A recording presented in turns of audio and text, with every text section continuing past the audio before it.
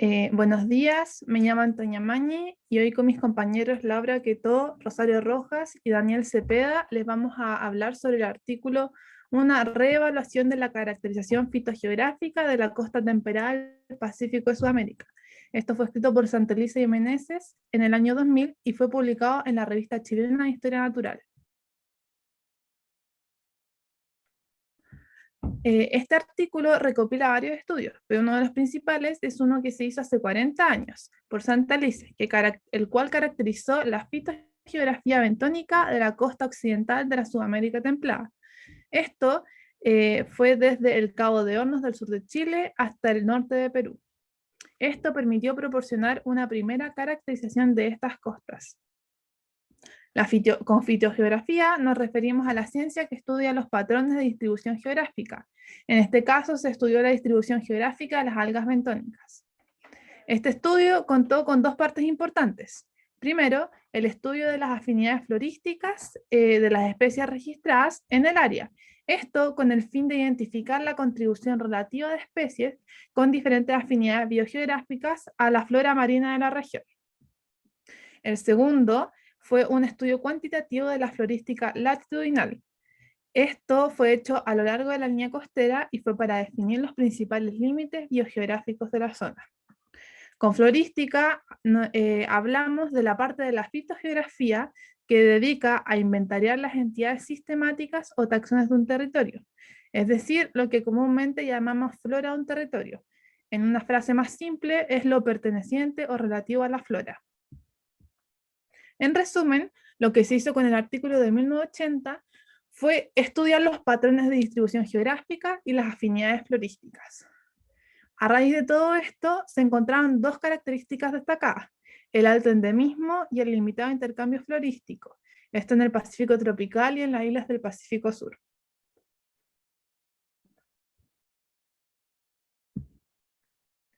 Este estudio se enfoca en los patrones de geográficos y afinidades florísticas, pero a diferencia del de 1980, esta agrega más de 30 estudios taxonómicos y biogeográficos de la flora marina bentónica. Esta serie de estudios florísticos han agregado una cantidad significativa de nuevos registros para el área. A esto se le suma un estudio relacionado que fue hecho el mismo año, también por Meneses y Santelices, en el cual evalúan los cambios florísticos y latitudinales con todos estos nuevos estudios hechos.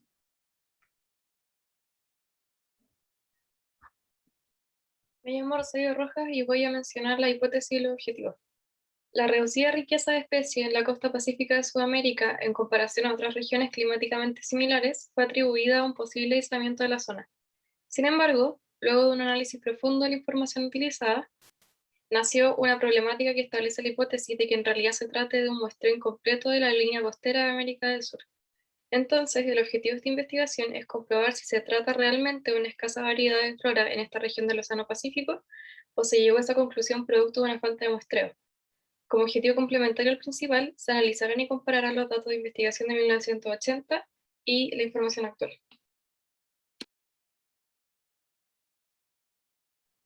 Soy Laura Quetó y les voy a hablar de la metodología.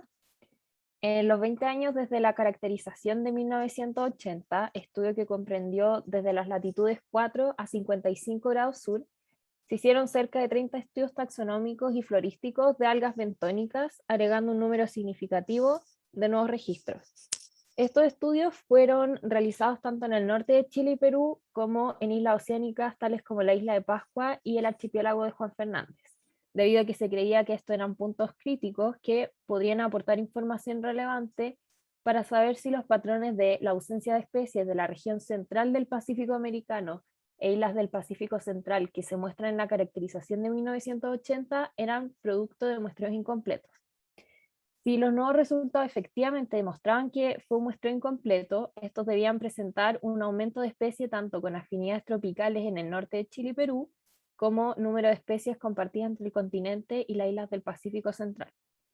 Algunos de los estudios que se hicieron en el norte de Chile y Perú son los estudios taxonómicos intensos en hábitats marinos intermareales y submareales alrededor de Antofagasta, estudio hecho por Ramírez y Santelice en 1981, y Caleta y Asila en Perú, donde se estudiaron macroalgas bentónicas en hábitats intermareales, hecho por Benavente en 1994. Por otro lado, en las islas del Pacífico Central se hizo estudios taxonómicos de la flora de algas marinas intermareales y submareales poco profundas de la isla de Pascua, estudio hecho por Santelices y Abbott en 1987, y en el archipiélago de Juan Fernández, hecho el estudio por Santelices en 1992. Yo soy Daniel Cepeda y voy a hablar de los resultados. En esta primera figura podemos apreciar la distribución de las 100 especies recolectadas en Isla de Pascua a lo largo de diversos territorios. Como podemos apreciar, a medida que se aumenta la dirección al oeste, disminuyen las especies que se tienen en común con el territorio de la Isla de Pascua. Sin embargo, el territorio que está más lejano a la Isla de Pascua, aquí en Vietnam, tiene 3 especies en común con la Isla de Pascua, que es un número mayor a territorios más cercanos hacia el este, como por ejemplo el archipiélago de Juan Fernández, que solamente tiene 8 especies en común con la isla, y el continente, que no superan las 15 especies en común con la Isla de Pascua en total. Luego tenemos un estudio similar, pero esta vez hecho en el archipiélago Juan Fernández, donde se recolectaron esta vez 89 especies. Podemos ver que se repite un patrón similar, que a medida que se aumenta la distancia disminuyen las especies en común con el archipiélago. Sin embargo, la isla de Pascua tiene solamente 23 especies en común con el archipiélago, mientras que en lugares más lejanos, como cerca de Australia, se tienen 26 especies. Y la distribución de las especies en común con el archipiélago Juan Fernández de las costas del continente no superan las 25 especies en ninguno de los puntos específicos investigados. También se descubrió que había un gran alto de endemismo en el archipiélago Juan Fernández, ya que un 30% de las especies aproximadamente son endémicas del archipiélago.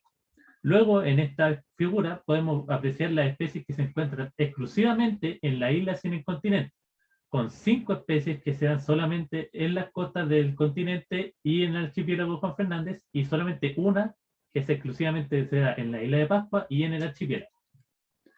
Finalmente, con los datos recopilados de la flora marina en las costas del continente, se hicieron los siguientes gráficos de número total de especies versus la latitud hacia el sur.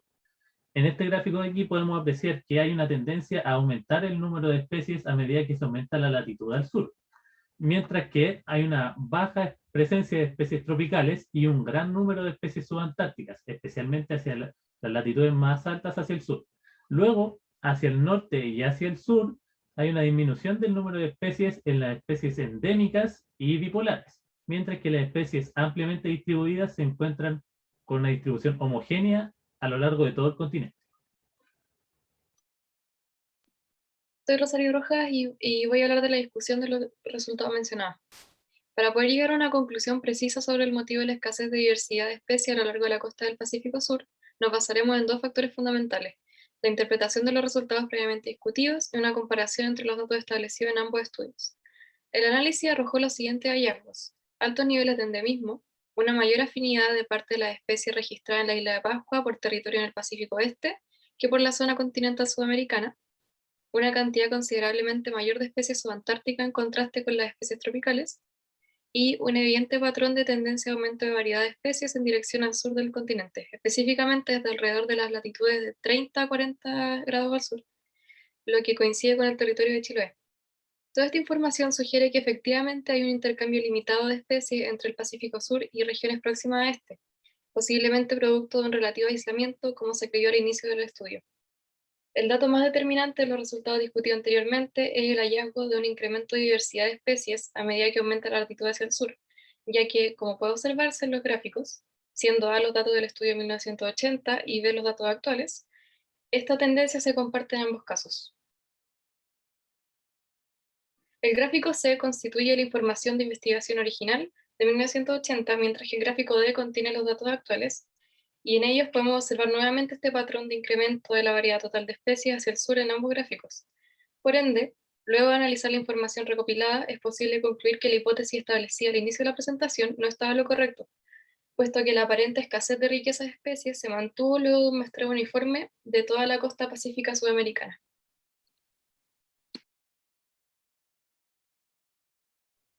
Soy Laura Quetó y para ir cerrando la presentación vamos a mencionar las contribuciones a la ciencia que podemos desprender de este artículo, las cuales son las siguientes. Primero, el tener conocimiento de la distribución de algas y biodiversidad de estas en las costas del Pacífico del continente sudamericano e Isla de Pascua y archipiélago de Juan Fernández, y cómo este conocimiento puede tener efectos notables sobre la ecología de las algas. Por otro lado, da las bases para futuras investigaciones sobre rutas de migración de algas entre los territorios estudiados. Y por último, reevalúa hipótesis previas recopilando trabajos que aportan nueva información y permite llegar a conclusiones más precisas sobre el tema estudiado. Muchas gracias por su atención.